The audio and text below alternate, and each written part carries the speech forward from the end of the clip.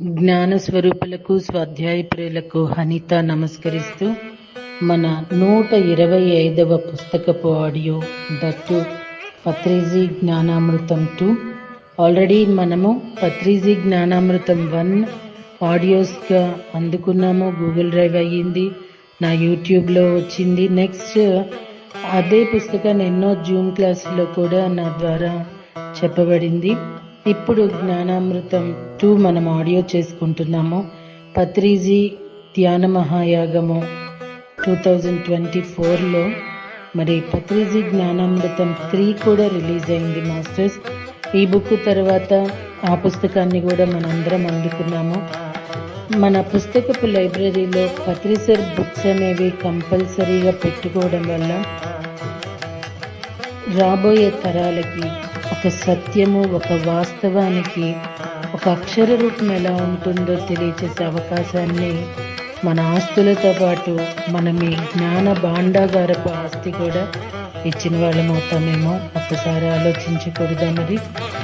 So ఈరోజు మరి పత్రిసర్ది first అధ్యాయం సహనమేవ జయతే.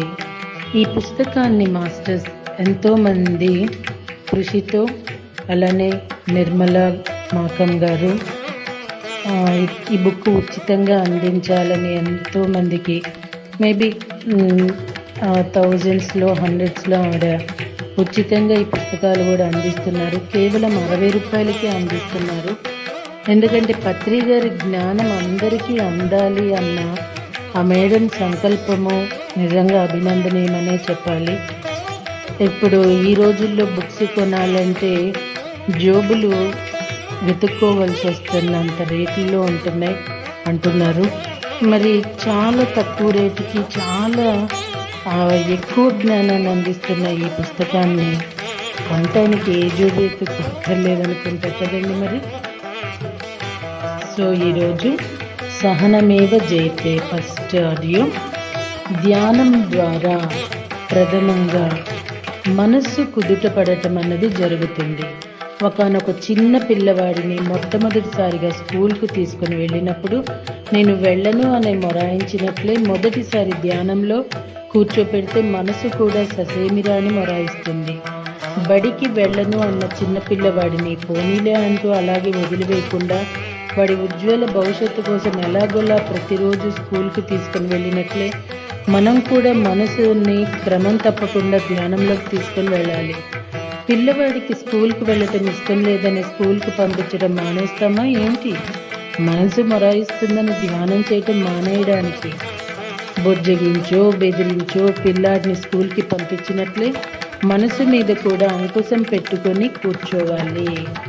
సో మాస్టర్స్, నిజంగా పత్రిసర్ చెప్పేది చాలా సింపుల్లో చాలా చక్కగా హృదయానికి హత్తుకునేలా చెప్తూ ఉంటారు కదా. మొదట్లో కొన్ని రోజులు పిల్లవాడు ఏడ్చి స్కూల్లో నిద్రపోయినట్లే మన మనసు కూడా ధ్యానంలో కూర్చోగానే కాసేపు ఆలోచనతో కొట్టుమిట్టాడి నిద్రపోతుంది. మొదటి దశలో మనసు మొరాయిస్తుంది, మరి రెండవ దశలో నిద్రపోతుంది. ఇక మూడవ దశలో పిల్లాడు స్కూల్ పరిస్థితులకు అలవాటు పడి మెల్లిగా పాఠాలు నేర్చుకోవటం మొదలుపెట్టినట్లే మనసు కూడా దివ్య చక్షువుగా మారి మెల్లిమెల్లిగా ధ్యానానుభవాల ద్వారా ఆత్మకు సంబంధించిన పాఠాలు నేర్చుకుంటూ ఉంటుంది. మొదటి రోజు, రెండవ రోజు, మరి మూడవ రోజు అయితే మెల్లిమెల్లిగా తేడా వస్తుంది. మనసు కూడా హాయిగా ప్రశాంతంగా కుదుట పడుతుంది. బోలెడంత కాస్మిక్ ఎనర్జీ వస్తుంది. మరి దాంతో శరీరంలో ఎక్కడెక్కడో ఎన్నెన్నో జన్మల నుంచి పేరుకొని ఉన్న అనారోగ్యపు బ్లాక్స్ అన్నీ శుభ్రం చేయబడతాయి. బుద్ధి కుశలత పెరగడంతో పాటు సహనం అన్నది కూడా మనలో విశేషంగా పెంపొందుతుంది. ఈ భూమి మీద పుట్టాక ఏ విద్య నేర్చుకోవాలన్నా, వ్యాపారం చేయాలన్నా, లేదా సంసారం చక్కగా నిర్వహించుకోవాలన్నా మనకెంతో సహనం కావాలి. మరి అది మనకు ధ్యానంలో కూర్చో